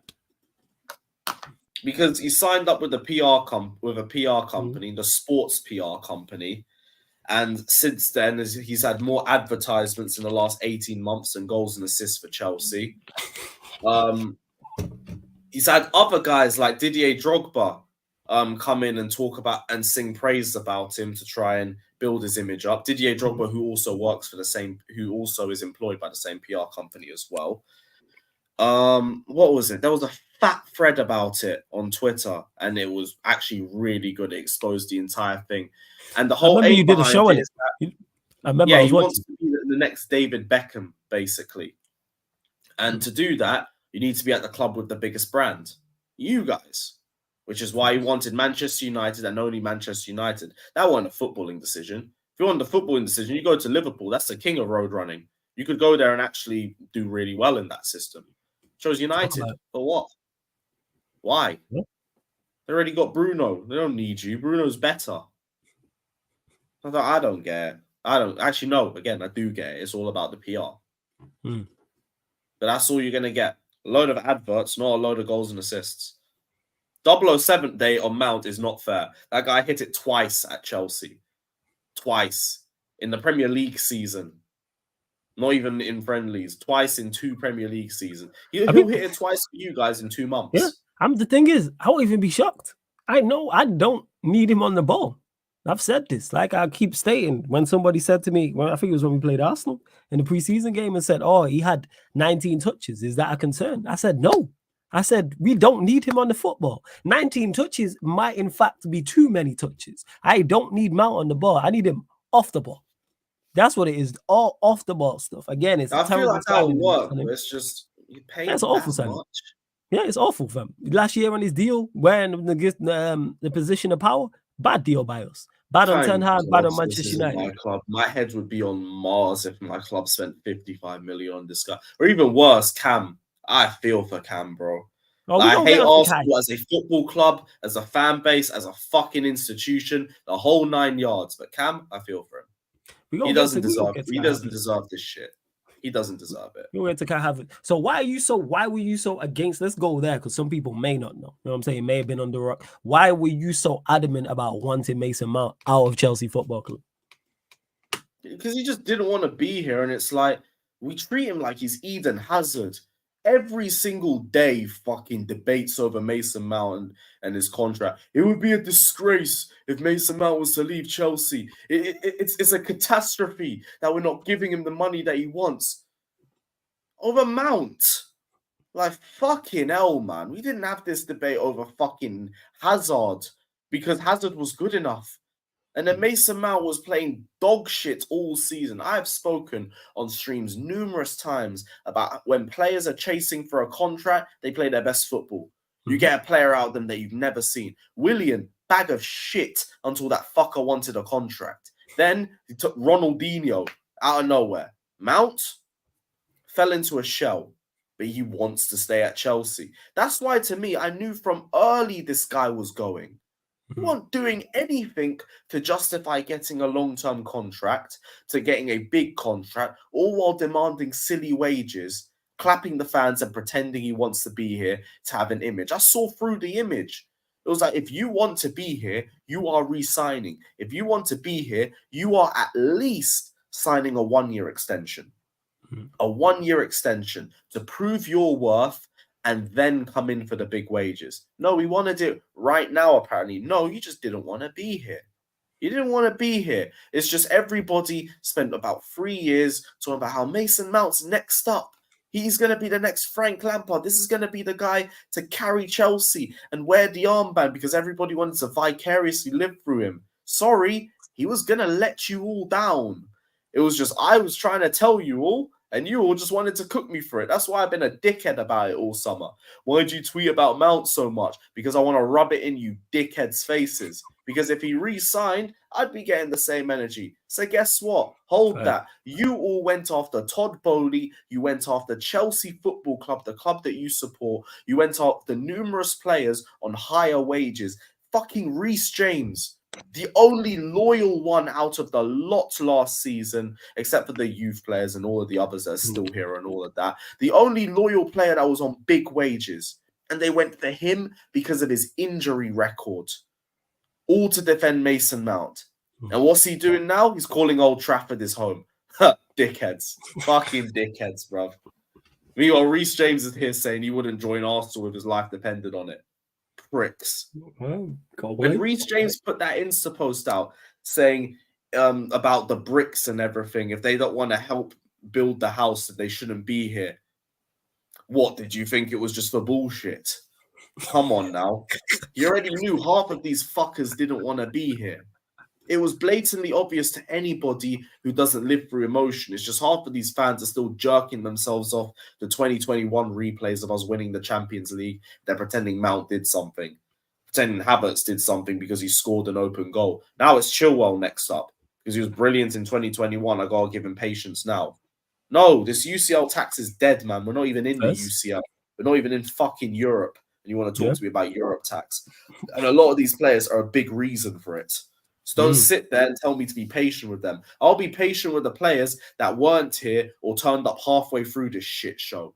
Everybody else, pattern up or leave. Because again, why is it the veterans that fucking stink in pre-season? Except Thiago Silva. Why is it the veterans? Because they're all fucking toxic. Other than James and Silva, the rest have been a bag of shit. So no, I don't have patience for them. Pattern up or get out. You could be next up on the list. The clear out don't care about sentiment. I've been saying that. It can be N'Golo Kante, it can be Kai Havertz, but you could be gone. And that's fine. We need a new team. We need the same ideology that got us to winning trophies. The problem is, as soon as we got the transfer ban, everyone turned into Player Hive FC because we had to rely on the youth. And everybody wanted their guy to be next up. Guess what? There's been barely any of them. Because that's what it was like when we were at the top. When we were at the top and winning trophies year in, year out, how many youth players made it through our system? John Terry, Christensen, Loftus-Cheek. That's it. Yeah, there wasn't that many. was until the transfer ban. Now we have a transfer ban. We have to rely on the youth. Everybody wants all these fucking Cobham graduates to do well. And look what happens. We haven't contended for a league title since. That's a very valid point. Since you've been, well, some of your fan base, a portion of your fan base has been on the whole Cobham, let's bring through the graduates. Yeah, the sentiment thing. And it's like the vast majority of them are not good enough. But like you stated, they're not the sole reason, but a major part as to why you lot finished 12th and had such a horrific season. Of course, there's other factors, but they played their role. Same way, if you lot would have won something like that, everybody was shit. Yeah, including the guy you're trying to defend. Yeah, he was culpable too. When you use the argument that everybody was shit to defend one person, you just show that you ain't got a fucking clue what you're talking about. Because instead of talking about the player that's in the discussion, you're trying to deflect to everybody else. That's fair. That's a fucking minerals tactic right there. Right there. Deflect to everybody else. So you happy to see all of like, in regards to, I'm guessing it's, well, I'm not guessing, I know you well enough to know, yes, you want players from who have come through Cobham to play, obviously, if they're good enough or not, like a Reece James, like a Christensen, but that's legit it. You're not saying push through 4, 5, 6, because you did just mention Matson and Hall before. So is that where you're at with it? Do you want to see Poch limit that, or do you like the amount of youth players who are coming through? Because you do have a very young side. Hey, if you're good enough, you're good enough. I don't mind people getting opportunities, but I just don't like people overhyping players like they're already at that level. Like Ian Matson, I want him to get opportunities. I'm not sitting there saying he's the next coming of Eden Hazard. I'm not doing that. Lewis Hall looks so technically sound. I'm just saying give him game time because he looks better than the other two bums who've got more experience than him. You might as well. Like, that's the way I think it should be. Like, if you're good enough, you're good enough. If the other options are shit, you deserve a run out, but it's not all disguised to start under any circumstances. When we were linked to Vlahovic, I was seeing people saying, what happens to Brozier? What? What are you talking about, man? Armando Brozier, he is still recovering from his ACL, and you want him to be my number 2 in a top 4 race. What happens if Jackson gets injured? What are you talking about? Armando Brozier, he's been needing a loan deal. We won't talk about relying on him as a number 2. We had him as a number 2. Looked a little bit raw before the injury and everything. I see the Diego Costa that everyone wants him to be, but like he's nowhere near that level yet. Go on loan, man. Like, what are you doing here? You're not going to have any game time here anyway. But this is the mindset. People just think too much about the Cobham graduates. What's Brozier? What happens to Brozier? If Brozier's on number 2, that's a problem right now. That is a problem. Coming back from an ACL injury, that is an issue. Yes, 100%. Like, that really is better. Like, for example, we have these Mbappe links. If Mbappe comes in, Mudryk, big up. It's been real, but you're holding bench. Sorry. It is what it is. You've only scored once for us. Has he scored once? I thought it was 0. No, it's pre-season, so not counting pre-season goals. Hey, I'm taking it, man. That goal was wavy. Pre-season goals. That goal was wavy, bro. I don't give a shit. But yeah, I lost my train of thought now. If Mbappe comes in, it's what it is. Yeah. Nicholas Jackson and fucking Mbappe. That's crazy. That's crazy. I'm here. Where is this Mbappe links that I'm doing? Because obviously I've not been streaming the past couple of days because obviously sorting out the specials, people. So, you know, Sarcasm City TV Sports Special Week. What is this Kylian Mbappe to Chelsea? And I know it's not from no reliable source. Apparently the whole idea is if Real Madrid don't come in for him, PSG don't want to play him either, and he doesn't want to go Saudi. They're looking to loan him, and they want to loan him to a team that's out of the UCL. So it's like, we're here. And there's also been reports that they're expecting offers from Chelsea and Saudi clubs. Okay, you're all right. And we're trying to offer a player plus cash deal. To me, I've just said Enzo's out of the list. Reece James is out of the list. Jackson's out of the list. And Cuckoo's out of the list. I'm taking Santos out of the list too, personally, and Gusto. Pick out the rest. You're saying just like a little pick and mix. Take 2 if you want. I don't give a fuck. If you want, you can have Gallagher for free too, or Sterling. In fact, just offer Sterling anyway. Like, I don't give a shit, man. Sorry, this guy's been crap. This guy's been crap. First, but Assad's not with it. He says Chelsea are little babies at the moment. Actually, let me just get to something. To 2-2 Chad, when I mentioned Raheem Sterling earlier, I just wanted to get to that. And I said 60 M's. I'm not saying Raheem Sterling is worth that. I just threw a random figure out there to see what Lewis would say as well. And I just wanted to get to this from Monero as well, who says flawless big love from Ethiopia. Guy. Hey, large up, man. Love that, man. You know what I'm saying? Ethiopian on stream, Ethiopian in the chat as well. Large up. But let's, even though we both know it's not going to happen in regards to Kylian Mbappe, Assad is against it. Let me get to actual comment. He said, Chelsea are little babies at the moment. We don't need no big name who will be on massive wages and ruin the camaraderie at the club right now. Your response to this. Would you take Kylian Mbappe? Daft question, I know, but it has to be asked.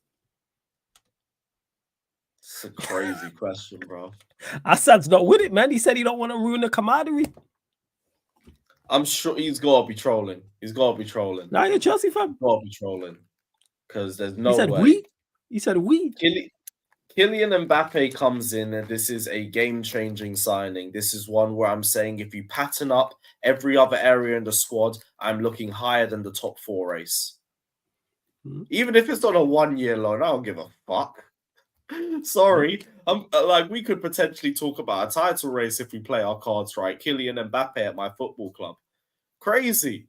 Like I know there's players who've been playing well on the left hand side. Sorry, welcome to Chelsea. We throw bombshells like this. You might be doing well, you might be doing decent. Bam, Nicholas Anelka out of nowhere. Midfield might look solid. Bam, Deco. There you go. Right back's feeling solid. Cool. Ivanovic has just come out of nowhere. Give him a couple years. Bang. Oh, striker. Didier Drogba's just come off his best goal scoring season. Bang. Torres. There you go. This is what Chelsea's about. The quality players are there. You take them. Kylian Mbappe is one of those where if he's on the market, I am not asking any questions. Not asking any questions at all. It's Kylian Mbappe. And if they want one of our players in the deal, ha. Yeah, but he can have rights to the bridge if he makes it a long-term contract. We'll call it the Kylian Mbappe Bridge. I don't give a shit. The Kylian Bridge, yeah, because they're saying I'm selling Stamford Bridge for Mbappe. Yeah, I don't get the people not wanting Mbappe. I don't understand that whatsoever. I don't want to talk about his wages. I don't get that. The only reason why his wages are so fat right now is because PSG literally bent over and gave him the keys to the club to keep him for another year. Some of the clauses, some of the incentives in there are fucking stupid. We're not going to do that.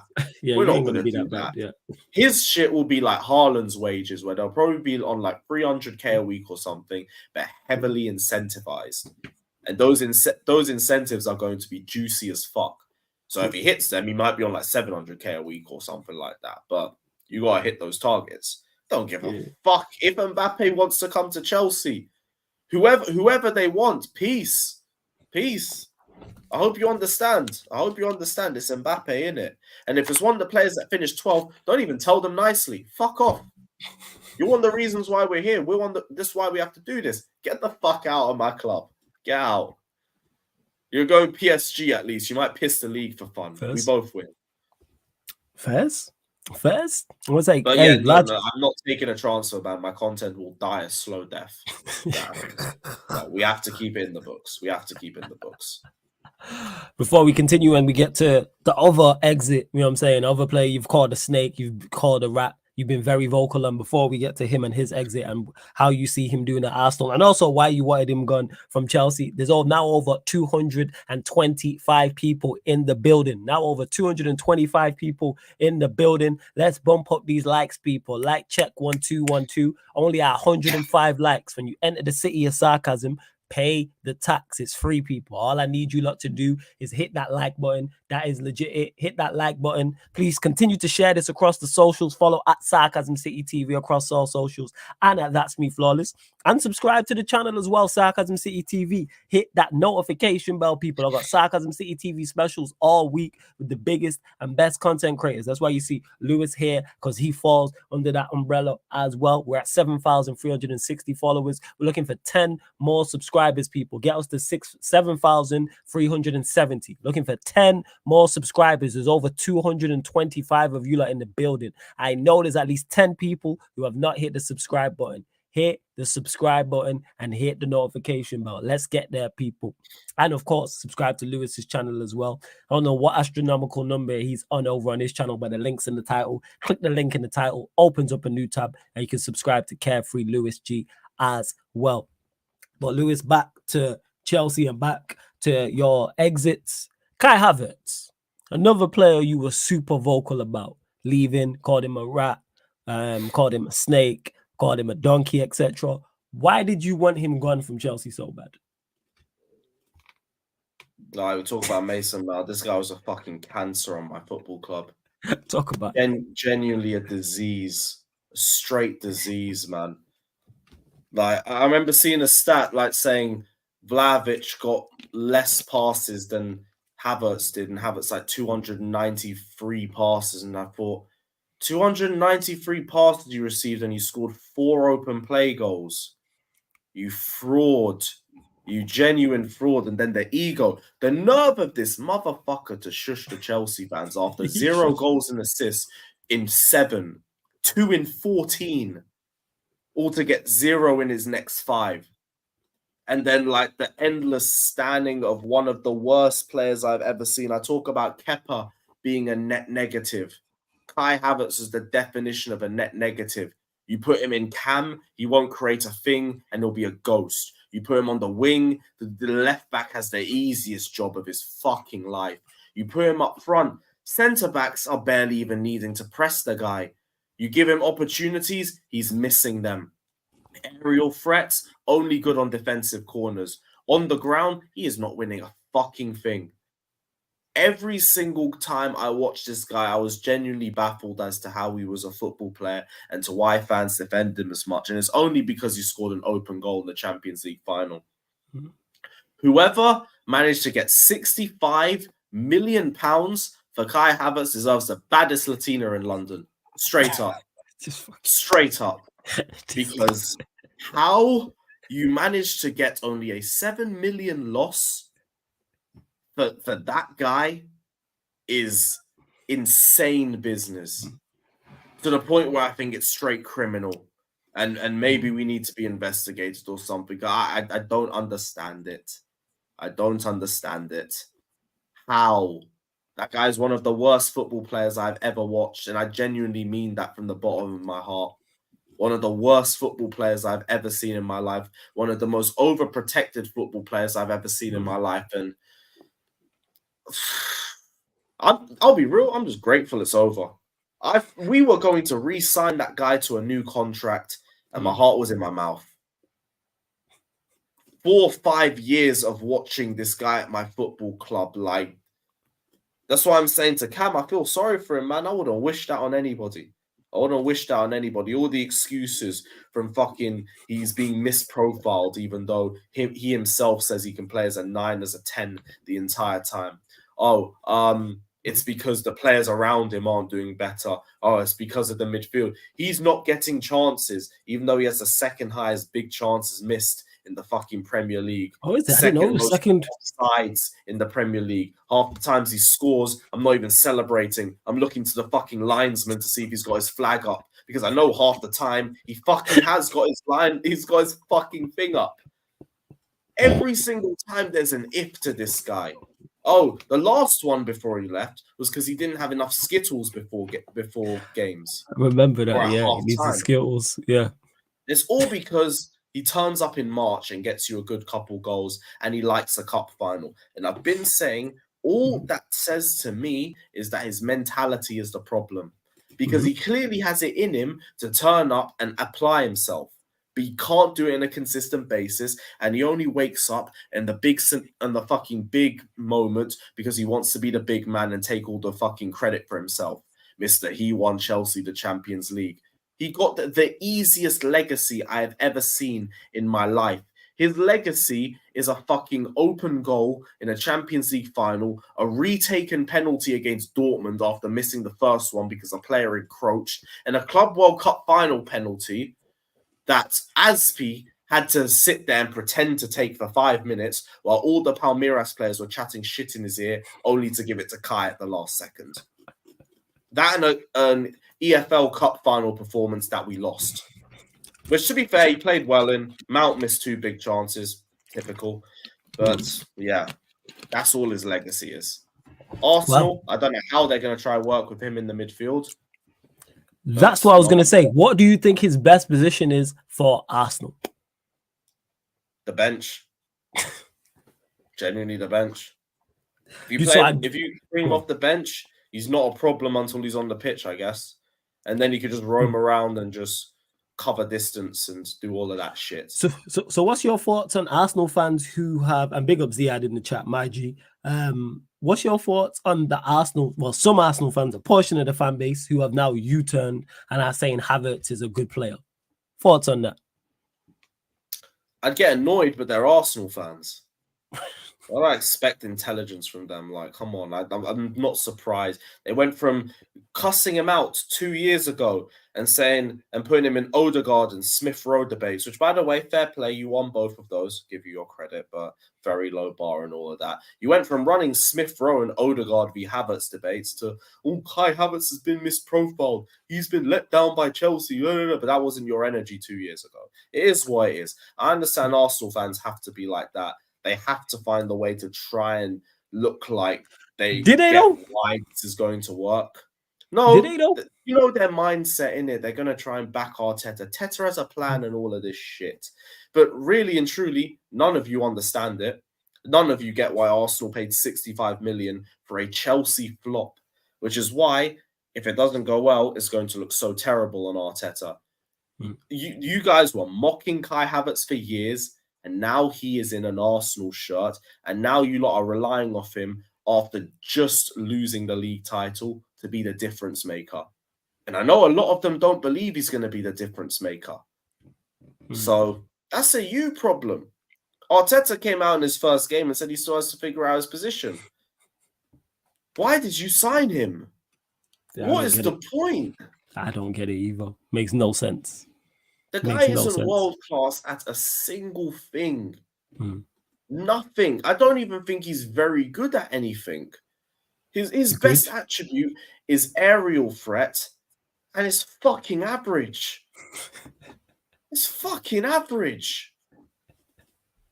God of Frog says, Lewis, let's be honest though, Gallagher has looked good under a real manager. Use it as a barometer how Kai could, and he put could in capital letters, have looked. Conor Gallagher's been one of our worst players in pre-season. He probably just looks better because he was even worse last season. Like, if I used it as a barometer to how Kai could have looked, I'm so glad he's gone because people would be defending that. Well, he's starting to improve. Poch has a plan for him. That was already what I was hearing the last few weeks before he left. I don't want to sell him. Poch might do something with him. He's one of the good ones. Please, miss me with that shit. Please. Conor Gallagher looked decent last game. He looked decent. Like, did the defensive job well. He broke up play very well. Not going to say anything. Like, I don't really have too much energy for his last game. But other than that, all he does was pass backwards or chase his first touch or lose possession. Scores twice. I will say his one good attribute in going forward is that he gets himself into good goal-scoring positions. And to be honest, he's not a bad finisher, but he's not a striker. So what am I doing? If I want to do that, play Gallagher up front. Like, other than that, in midfield, his touch is atrocious. It is so fucking shit, bro. He has no passing range at all. Take-ons, fucking hell, man. The guy has even got ball control and you want to talk to me about take-ons. Like, we need to start slow. What are we doing? What are we doing, man? All right, how stinks, bro? He's fucking stinks. All right, go on to Gallagher. Go on, talk about Gallagher. Floor's yours. Like I don't have as much negative energy for him because he's a good kid. Like he hasn't got any ego about him. He's not asking silly wages. He's not asking for a lot of game time. He's just shit. That's it. He's just shit. And I'm sorry because I wish he could be a better player. I really do because like he's not a bad person. I don't wish bad things on him, but. There's nothing there. There's Is there's nothing. there's no outstanding qualities. Yeah, there's nothing.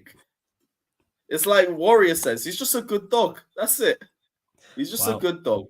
That's it. Let me ask you though, with Kai We Havertz, call him a fucking good boy on streams and everything because not a bad lad and everything. He's just shit. He tries hard. All right. First, but you mentioned Kai Havertz. Well, the lack of quality Kai Havertz has. How detrimental do you think he could be to Arsenal this season? Oh, so detrimental. Talk about it. Why do you think it is? Let's say he plays in midfield. Because he doesn't excel in everything. I'm seeing Arsenal comps about him in midfield, talking about him attacking spaces and defending spaces and roaming. It's like, what are you waffling about, man? You're a football player. What do you do on the ball? Oh, look at the way he roams into the far post, unchallenged. This is what Arteta has in mind for him. You lot are smoking the deadest skunk. And like, it's dangerous. It's fucking dangerous. They are hyping nothing. Literally hyping nothing. A fair play to Havertz, because how he has managed to flop at Chelsea for 3 years, get a pay rise and a fresh start at Arsenal, I don't understand. He is a hustler and I respect it. But I don't understand it at all. When I see him playing, he looks like he's just drifting and roaming about. And is that the plan? Like, you paid 65 million for a man to make off the ball runs and just drag people out of space. You could have just bought Timo Werner off Leipzig for about half the price if you wanted that. They came out of Mason Mount negotiations and came in for Havertz. Yeah. Oh, did they? Were they even Mason Mount? Mount's even better. Yeah, Mount is better. Yeah, that's the same. They initially wanted Mount, but again, Mount PR was only set on United, so they left wanting Havertz. It's like, why? If you're that desperate for Chelsea players, I heard that Gabriel Jesus is injured and you lot need a striker. We got something for you. Right? If they take Lukaku, I will officially drop my Arsenal agenda. I'll never hate on that club again. Never. Fucking Lukaku. That is a dream I could only wish for. You got two of your dreams rolled into one this summer. Mount out and Havertz out. In the same summer. I was resigned to losing one of them. I thought Mount would go, but I'd have to firm one more year of Havertz. I got rid of both. That's why, to me, even if we lose Caicedo, this window's an 8 out of 10. 8 out of 10 minimum. It cannot go lower than that. It cannot. Losing Mount and Havertz was already enough of a positive for me. The clear out, more than enough of a positive for me. That was step one of all of this shit. If we don't get Caicedo, fine, I don't give a shit. But this window's already been a success.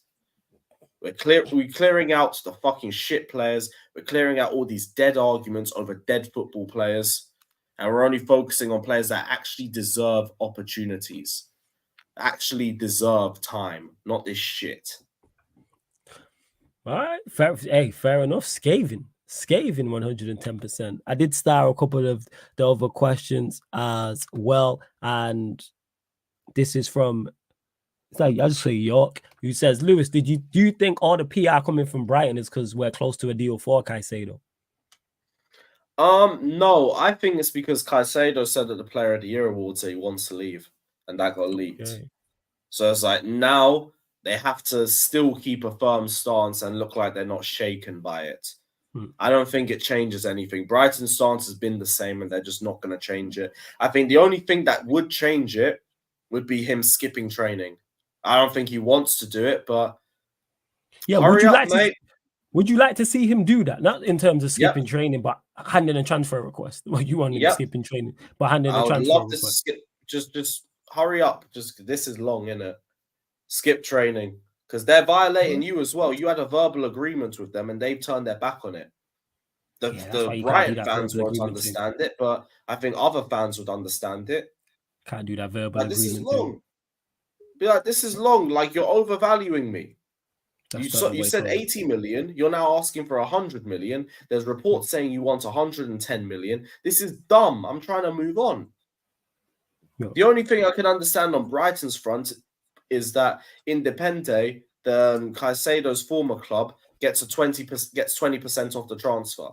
Oh, they get But 20% of it. Got you. the Robert Sanchez transfer should be helping with that as well. Like Sanchez shouldn't be 25 million, should be about 15 if we're being honest. Got you. Little 10 million extra in there. That works, in my opinion. And then put 85 million, you get to about 95. They don't accept that. This dickhead needs to skip training. Or we just need to move on. First. And speaking of that, obviously more attack players you've been linked with as well. Elise being one, Kudos being the other. See, when I scare, who do you want more? Elise or Kudos? Or are you saying both? No, I don't think we'll get both. That'll be a dream, but no. Yeah, that'd be a dream. I'm saying so. You would ideally like I'm not picky with the two. I think they're both really good options for us. I low-key think Kudus would suit Poch's system more, but like Elise is a quality player too, and I think both of them give us a different range. Elise will give us much more creativity, and I think Kudus is going to give us much better goal scoring. Both will give us good pressing.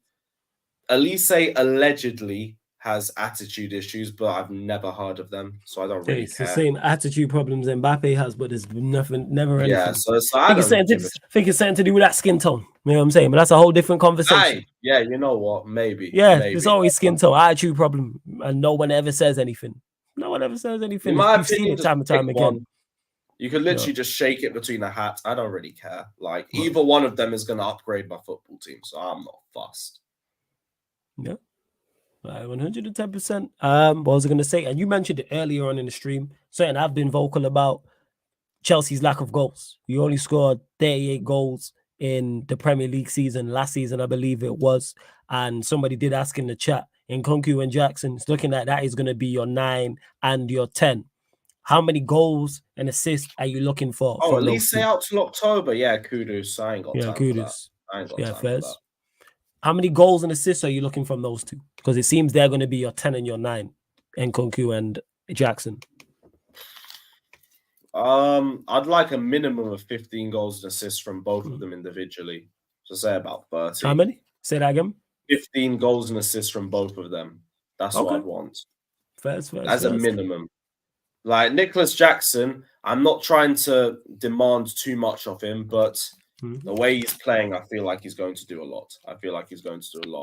The guy, he's got that thing about him where everybody is better with him on the pitch. He makes raises the bar of the football club. So to me, very excited to see how he performs. I don't know what's going to happen with Nkunku because of the injuries, but I think for a first season, I think that's realistic. I think that's a realistic expectation. We're gonna make good chances. I think we have better players that are going to be on the end of those chances. So I expect more goals. All right, fair enough. So that's high hopes. And what about your wide players, your wingers, the Mudricks, Sterlings, Maduekes, etc.? What are you looking for from them in terms of output? It's their first full season, but it is still Chelsea. So I'll probably still ask the same. I want 15 goals or assists, but we'll judge it based off the season because, like, you can have wingers that get low goals and assists, but they just dominate matches. Yeah, so I'm not going to be as annoyed if they don't do it. If you're meant to be one of my main goal scorers, sorry, I'm going to need a little bit more from you. If you're not scoring, but you're creating, if you're controlling the game and everything like that, calm. Just you got to be impactful. Sometimes it's not all about like just goals and assists and everything. It's about the impact. That's why we always say 50% eye test, 50% stats and everything like that. So if you're not scoring, but you're impacting, calm. I got no issues with that. But I need to see you actually start taking the team by the scruff of its neck. I need to see players coming out their shells and showing like, I'm going to be one of the main players of this club. There's not really a lot of leaders in the squad. And I don't really mind that because whenever there isn't really a lot of leaders start to rise out of the pack just naturally by itself. So I'm looking. I want to see who those guys are going to be because right now, in terms of veterans, Silva's a leader, but he ain't going to be here for much longer. Kepa's a leader, should not be here much longer. Enzo will still be here. Need to break the English barrier a little bit, but I guess that will come with time. Gallagher ain't no leader. Sterling ain't no leader. Cucurella ain't no leader. Chilwell, like, I think he's just all mouth. Personally, I don't think he's a leader either. So Well, someone's got to rise. I see a leader in Nicholas Jackson. I see a leader in him. that's a big statement. Why? Go on. Because with Nicholas Jackson, I just look at the way he's speaking to players. I look at the aggression and what's the word? The persistence in the way that he plays. And I feel like the more he keeps growing, I feel like you're going to see more of those traits come out of him. I already start to see a little bit earlier. Just little things when he's telling Ian Matson, trust in me, give me the ball more, believe in me. Things like that. I like that. So it's like, let me see. I could potentially see one in him. Everyone else, too early to judge. First. I'm saying that's first. You got big expectations on your attack, and your team is, because you mentioned there the lack of experience. Is that a concern for you in regards to just the age and you can be young but still have experience, but your players, the vast majority don't have experience at the top level. Under the pressure, you're under the microscope at Chelsea. If you lose 2 games in a row, that's a major talking point. You can do that. I think it'd only be a Villa, Brentford. Go on. I think it'd only be a big pressure if we're talking about going for the title, because then you could maybe question their mentality to keep at the same level all season. I'm not expecting that. I'm expecting there to be ups and downs this season. That's only going to be natural. I think there should be enough to go for top 4. Should be enough to be consistent in the cups. But again, depends on the context. Because there is pressure in a top 4 race. There is pressure. But here's the thing: you can win things with young players. Maybe not a league title. I think you need a little bit more experience for something like that. Maybe not a Champions League. I think there's just too much pressure in that competition for it.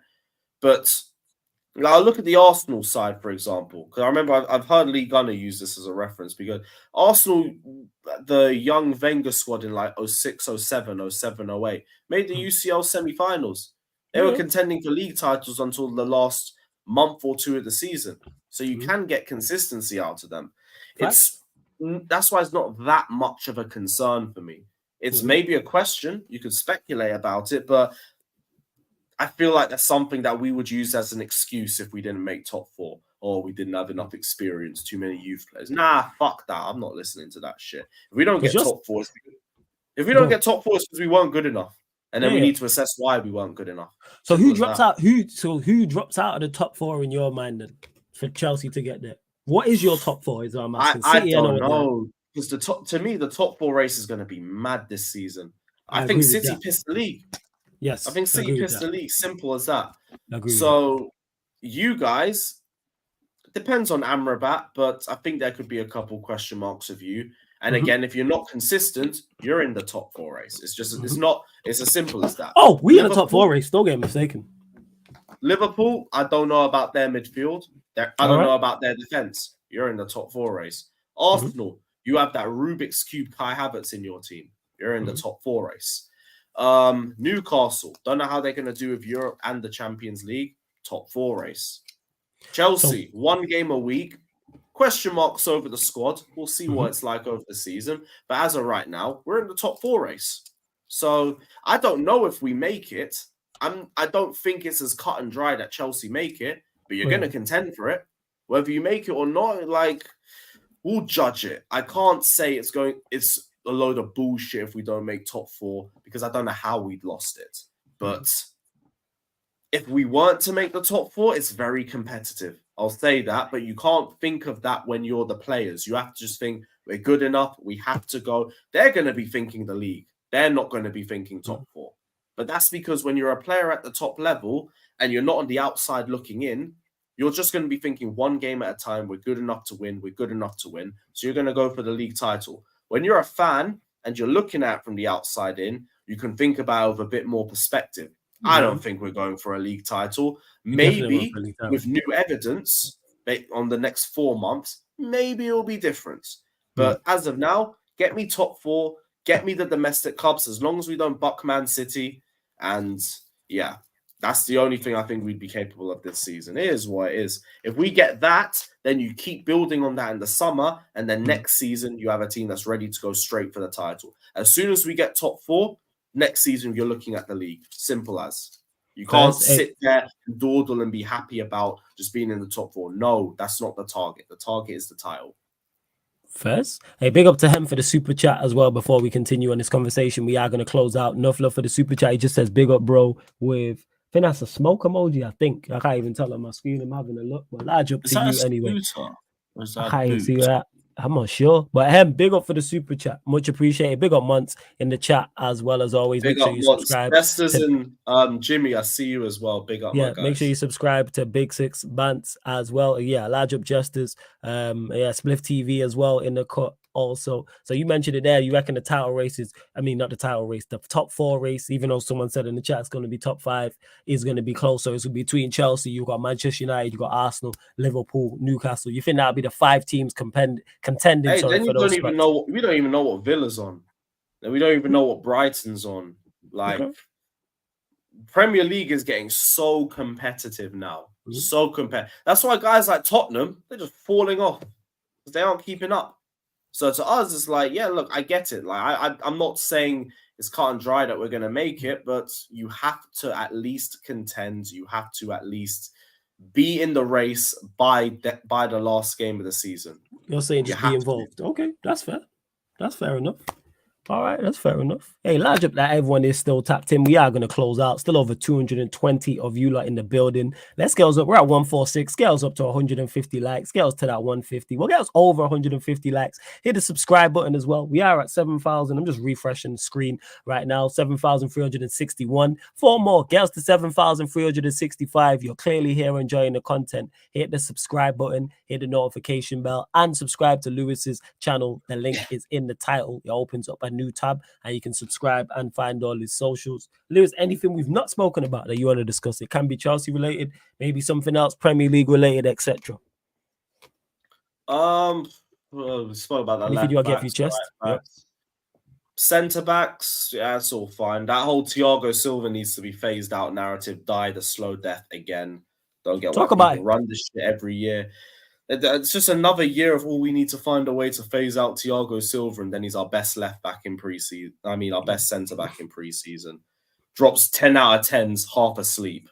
Like, what are we doing? Like, when he declines, talk to me about it. But everybody is sitting here trying to assume when it's going to happen. When it happens, it happens. Until then, he's the first name on the team sheet. And that's it. That's literally it. Other than that, like, think we've gone through basically everything on Chelsea. There may be something else you want to have a rant about that you want to get off your chest. Don't even have to be Chelsea related. Like I said, it can be something. Thankfully, a lot of the reasons to be angry are gone. Thankfully. It's just Gallagher, Sterling, and Chilwell left. And to an extent, Cucurella. And I'm not saying, before anyone starts, running agenda on them. It's not that. It's just, please play well. Please, like Cucurella, all you need to do is stop having brain farts, and then I'm literally going to be screaming for you to be our number 1 left back. That's it. But you constantly have brain farts. Chilwell's just, let's defend first, and then we'll talk. Let's just learn how to defend, and then we'll get there. But other than that, like, yeah, I'm looking forward to next season. Chelsea v Liverpool. Very excited. Score prediction for that game. Excited. What? Score prediction for that game. I'll go 3-2 Chelsea. That game's going to be high scoring. It's not going to be a 0-0. Okay. But Liverpool's defensively look very shaky. I feel like we can catch them. But the same thing with us, like, I don't think we've only kept 1 clean sheet in pre-season. So we don't even look that good shaky. And if we don't have Caicedo, the midfield will be a bit of a problem. So I think both sides are going to have issues going into this game. And I think it'll be a good football match for neutrals, but for Chelsea and Liverpool, stress. Fez. All right, man. Yo, let them know. Always blessed having you on, family. You already know.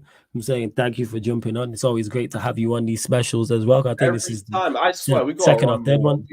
These are always goated. Oh yeah, man. That's why I have to. But yeah, that's why I just run them. Like, I just pick a week and decide to run the specials. You feel me? But yeah, Agenda FC. Me and Lewis do need to talk and try and pattern and bring that back. But someone did ask me about that a couple of days ago, and I was like, I need to talk to Lewis and pattern that. Talk to Peter as well and try and get something sorted with that. But let them know any of more information you want to add, let them know where they can find you, what you got coming up this week, and for the season as well in terms of content. Just transfer streams daily. Transfer streams daily. 3 p.m. most afternoons is just fucking chaos on streams, but I love it. I love it.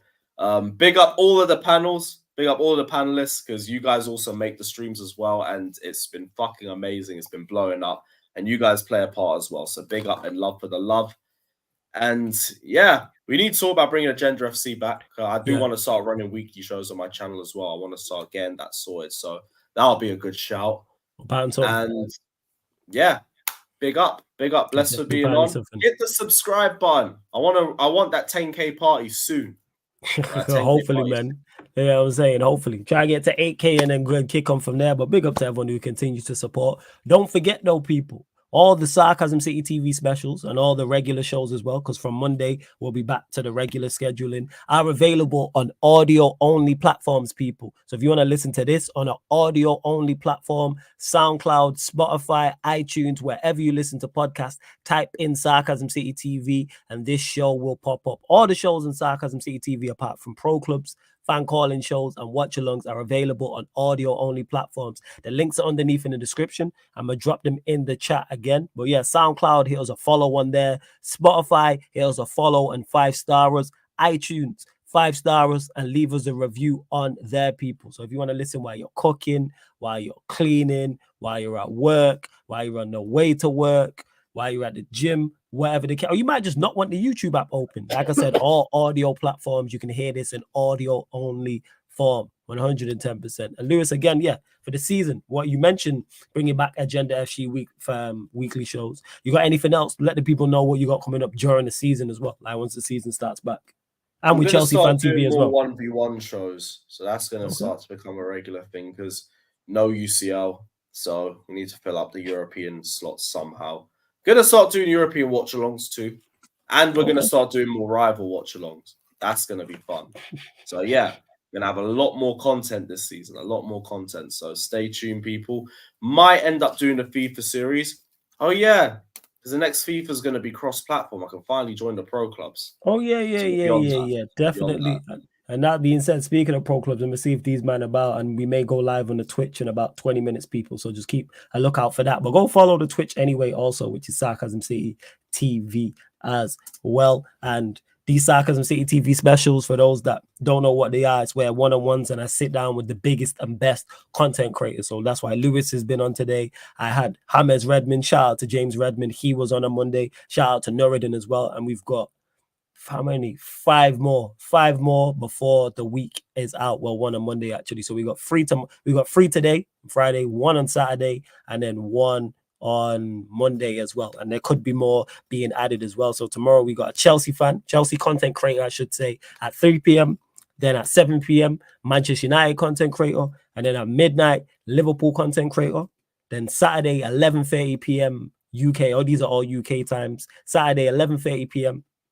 Arsenal content creator, and then Monday 7:45 p.m. another Manchester United creator. And some of them are debuts in terms of specials and on the channel. I'm trying to think how many debuts is there. Wait. I'm just trying to think of this off the top of my head, people. In terms of the specials, there's 1, 2, 3. 3 out of the 5 are people who have not done Sarcasm City TV specials before, people. So yeah, make sure you keep an eye out. All of this is on the upcoming live stream schedule. But big up to everyone who's locked in. Shout out to Danish Maldini who says grind, don't stop. Big up. You already know. You know what I'm saying? Love to everyone who has locked in, man. Big up. Let me see if there's any final words. But you lot just continue to support in the manner in which you have, man. Much appreciated. And people asking about this home kit giveaway. Home kit giveaway. We're running that until the end. After the Liverpool game, we're gonna run the lottery. What's his name? Aaron Q. Shout out to Aaron Q. Dropped an insane amount yesterday. Big up to Aaron Q. He said he doesn't want the shirt, so you guys are safe because I was gonna say if he did that, like if he wanted the shirt, he's won the lottery. He's won the shirt. I would run a separate one because he had like 80 tickets. No one else has a chance. Yeah, you ain't no one else got a chance. So yeah. Still one super chat lottery, so we're gonna run that, And then, yeah, there'll be the away kit lottery next month, and then the third kit lottery the month after that. So stay tuned. There you go, people. And this has been the Sarcasm City TV Sports Special with special guest Carefree Lewis G in the building, live on the Sarcasm City TV YouTube. Thank you very much for tuning in. Big up Keyshawn, my